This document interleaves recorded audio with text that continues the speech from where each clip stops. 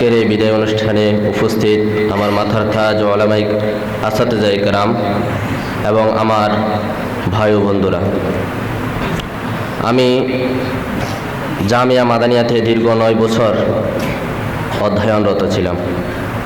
আমি জামায়াতে মিজান থেকে নিয়ে আজ দাওরায়ে হাদিস সমাপ্ত করলাম। এই চলার পথে দীর্ঘ 9 বছর ধরে ওলামায়ে আসাতিজায়ে কেরাম আমাকে নিয়ে অনেক মেহনত, অক্লান্ত মেহনত ও পরিশ্রম করেছেন, যে ঋণ কখনো পরিশোধ করা সম্ভব নয়। তাই আল্লাহ তাআলার কাছে এই দরখাস্ত করি, আল্লাহ তাআলা যেন আল্লাহ তাআলার শান অনুযায়ী ওনাদেরকে উত্তম প্রতিদান দান করুক। এবং আমার সাথী ভাই বন্ধুরা, আপনাদের সাথে দীর্ঘ সময় ধরে চলেছি। হতে পারে আমার কোনো আচরণ আপনাদের কাছে খারাপ লেগেছে, এই জন্য আপনাদের সকলের কাছে আমি ক্ষমা প্রার্থী।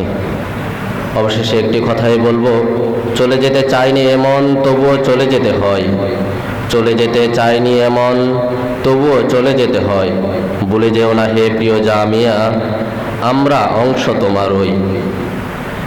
তোমার সাথে মেশা সেই স্মৃতিগুলো লিখেছি হৃদয়ের খাতায়।